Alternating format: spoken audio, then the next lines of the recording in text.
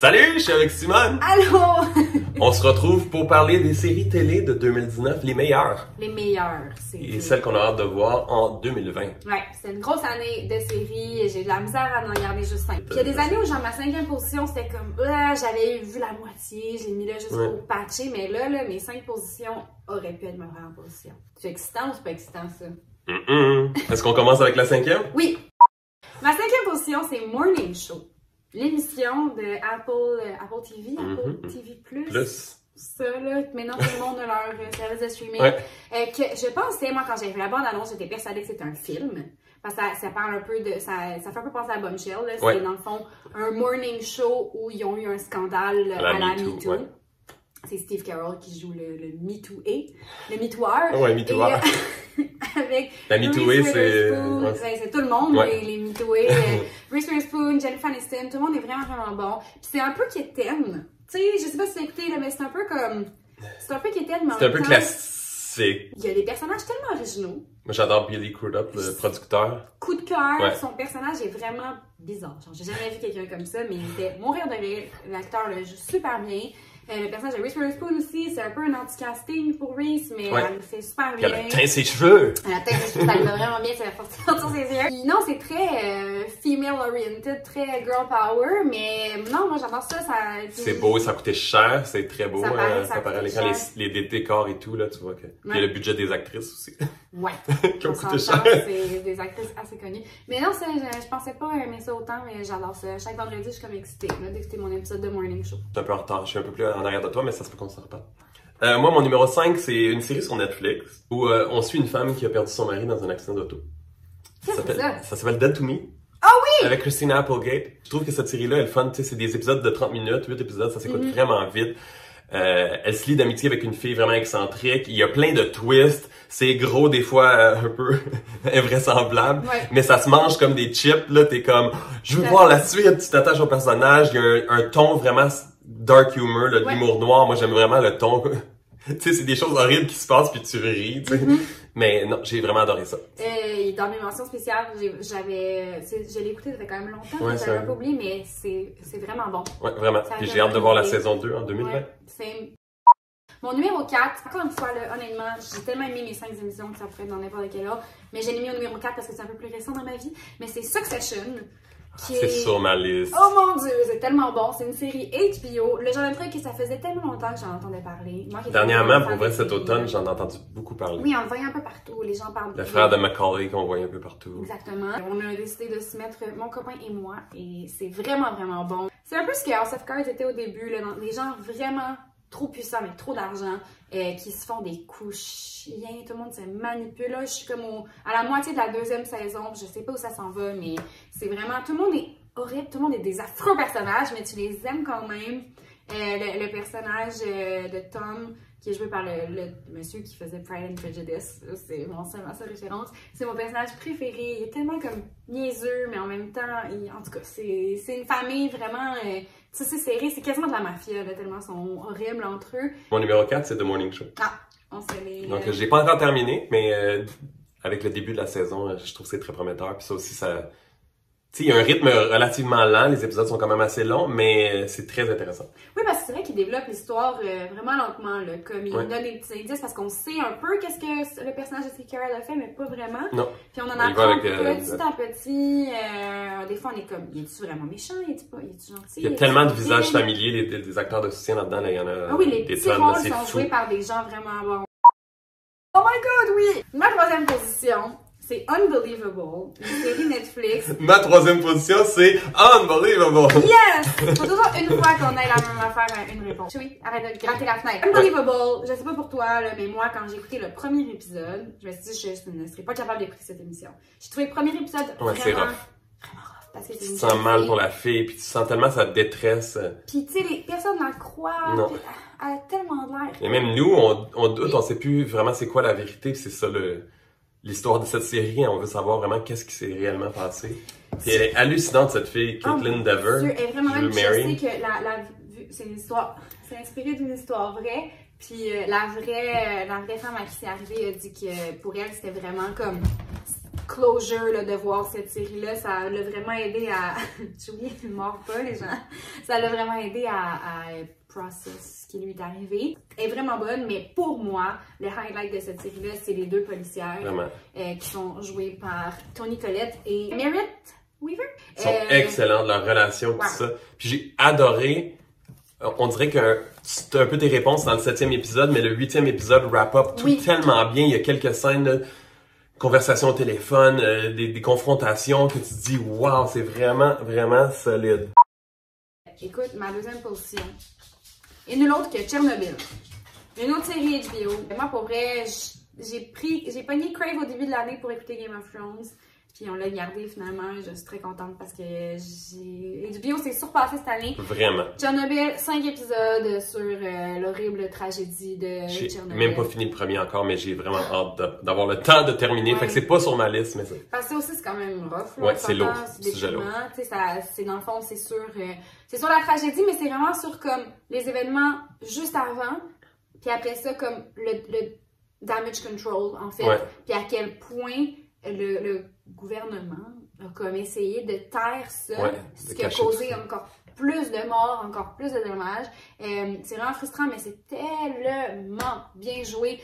Stellan Skarsgård, le papa, incroyable. Il est tellement bon, c'est vraiment différent pour lui. C'est juste que moi, j'en ai appris beaucoup. Je connaissais pas tant que ça. Je la connaissais bien sûr la tragédie, mais je connaissais pas les détails. Non, les détails, c'est certain. Puis c'est vraiment bon. C'est une bonne série pour en apprendre plus sur un vrai événement qui aurait vraiment pu être évité. La deuxième position, j'ai hésité pour quelle position j'allais la mettre. C'est la deuxième saison de Big Little Lies. J'avais des grandes attentes. Puis en même temps, je me suis dit, ça peut pas être aussi bon que la première. Pourquoi on fait une deuxième saison? C'était rappé, puis c'était vraiment fait pour être une saison. Puis là, la deuxième saison, le scénario est peut-être un peu moins prenant. Mais les actrices sont tellement hallucinantes, t'es autant absorbé par ce qui se passe à l'écran. Puis Meryl Streep, c'est un ajout formidable. La scène de confrontation de Meryl Streep et de Nicole Kidman à la fin de la saison est une des meilleures scènes de télé cette année. C'est du grand talent. Non, moi, j'ai vraiment moins aimé. Peut-être parce que j'étais fru, parce qu'ils m'ont pas repris mon père pour la deuxième saison. J'avais comme une petite dent contre ça. J'ai juste trouvé que certains personnages étaient un peu laissés de côté. C'est vraiment la saison de Nicole Kidman, ce qui est parfait parce que son personnage est super intéressant, mais le personnage de Zoe Kravitz... Non, c'était... C'est pas cool, là, ce qu'ils ont fait faire. La pauvre Zoe Kravitz, là, qui a passé genre sûrement 6 mois à pleurer. Déprimée, là, C'est vrai que Meryl Streep est incroyable. Ouais, c'est fou. Mon numéro 1, c'est Euphoria. Mon numéro 1, c'est Euphoria. Yes! Ça faisait longtemps que j'ai pas autant trippé sur une série de chaque détail, les maquillages, la bande sonore, les mouvements de caméra. J'aime ça, des séries qui réinventent la roue un peu, qui sont originales, qui sont différentes, qui viennent shaker un peu les standards. J'avais un peu ça avec Mr. Robot il y a quelques années. Moi, j'aime ça, justement, les séries originales, que ce soit au point de vue de la réalisation, puis la structure de l'histoire, puis tout ça, il joue avec tellement de trucs dans cette série-là. Oui, parce que chaque épisode est comme basé sur un personnage. Ouais, on a un petit peu le backstory à chaque début d'épisode, puis... C'était bon. Puis ça parle de sujets, encore une fois, vraiment... Très lourd, de dépendance de drogue, de viol, de... maladie mentale. Abus physique, de... Tout. Parce que c'est des jeunes qui vivent des choses vraiment intenses. Mais c'est tellement bien traité, puis c'est tellement dans un bel emballage. Ah, c'est... Pour vrai, j'avais hâte à chaque épisode. Beaucoup de nouveaux visages qu'on connaissait pas. Qu'on connaissait pas, à part Zendaya. Zendaya, puis le père douteux qui était dans Grey's Anatomy. Lui qui fait Nate, qui était dans l'affreux film Netflix là, de Kissing Booth. Mais que je n'ai pas vu. Tellement bon là-dedans. Vraiment, oh my god. Ces acteurs-là, ils ont eu beaucoup de... Il y a un personnage très complexe. Je ne comprends pas de se dépasser par le fait que Zendaya soit pas nominée aux Golden Globes. Je ne comprends pas. Hallucinante. Je la trouvais bonne dans Greatest Showman, dans Spider-Man, mais là, vraiment, elle a amené sa carrière à un autre niveau.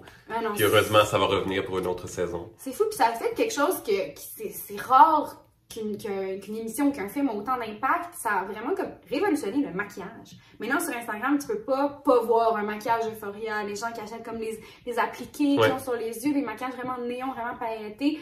Les maquilleuses ont eu comme une liberté totale, mais ont travaillé aussi beaucoup avec les réalisateurs qui voulaient que, dans le fond, les maquillages représentent ce que les personnages vivaient. mettons un personnage comme Kat, qui commence vraiment gênée, elle était presque pas maquillée, puis quand elle a comme sa révolution, puis qu'elle commence à vraiment s'assumer, mais là, elle a des gros maquillages, puis tout. Fait que c'est vraiment comme, le maquillage, c'est un personnage, ça a vraiment un rapport à l'histoire. J'ai vu en feu cette année, en feu. Ils ont drop the ball. L'excellent contenu. Mais ça, là... Ouais, quelle saison décevante, ça retrouve pas dans le top 5, non, vraiment pas. Non. Mention spéciale. Stranger Things. Moi, j'ai quand même beaucoup aimé. Je l'ai préféré à la deuxième. Moi, il y a Handmaid's Tale. Que j'ai pas vu non plus. C'était vraiment au début de l'année, mais Sex Education. C'était genre en janvier. Je l'ai pas vu encore. Ça, c'est vraiment bon. Aussi, Fleabag. Je pense ça, c'est sur ma liste aussi. De Fleabag, je pense pas que c'est cette année, mais moi, j'ai écouté la 1 et la 2.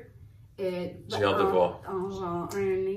J'étais dans l'avion, j'étais allée au Japon, j'ai eu le temps d'écouter les deux, c'est tellement bon. J'ai ri là, fort, plein de fois, vraiment bien écrit. C'est un peu une vibe de Girls, là, tu sais, que la fille qui l'a écrit joue dedans. Ouais. La saison 2 de Mindhunter aussi, j'ai adoré. Je l'ai pas vu. J'ai hâte. Encore.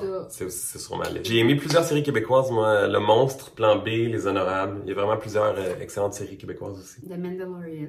Je l'ai pas vu. Puis je suis pas tant intéressé. Ok. J'étais un peu en Star Wars Overdose, mais je veux quand même voir le film. J'aime Star Wars comme n'importe qui. Ouais. Le Mandalorian, j'adore le format. C'est vraiment comme, dans le fond, c'est un genre de tueur à gages. Puis chaque épisode, c'est une petite histoire, une petite aventure un peu. Ça coûte vraiment vite, c'est des demi-heures. Je veux dire, Baby Yoda. Ouais, gros hit, hein? Je peux pas. Après Baby Groot. Baby Groot, j'ai vu un meme que c'était comme, je ferais un feu avec Baby Groot si c'était pour réchauffer Baby Yoda. Et je suis vraiment d'accord. Comme, j'ai jamais ressenti quelque chose comme ça pour une marionnette, un petit personnage. C'est fou, je l'aime tellement.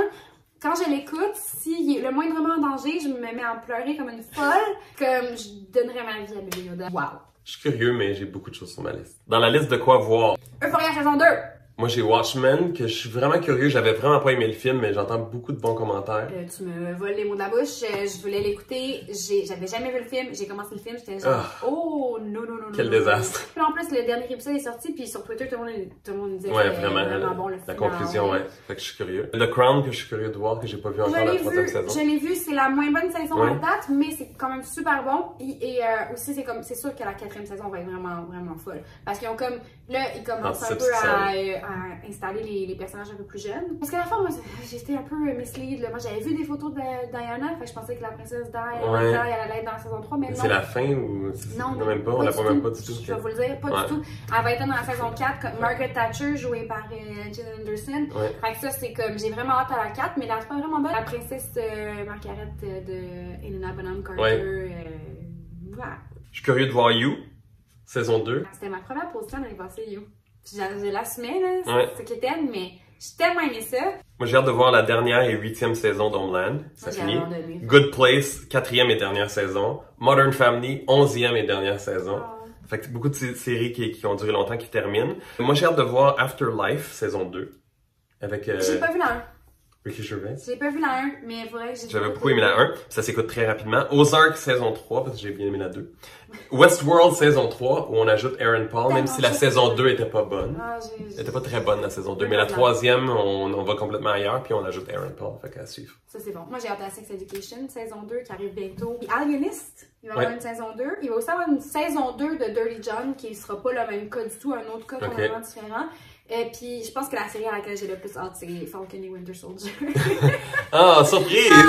Mais oui, ça, parce que c'est ça qui est drôle, c'est qu'ils ont sorti Disney Plus en annonçant plein de séries Marvel, mais il n'y en a pas une de prête. Ils commencent le tournage à peine. Mais Falcon et Winter Soldier, ça va être comme la première, je pense, qu'ils vont sortir.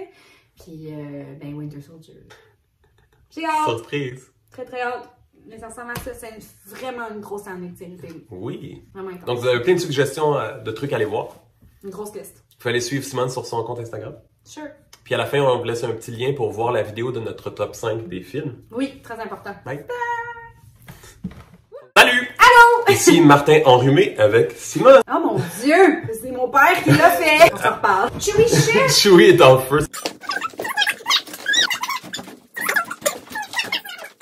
Ma première position.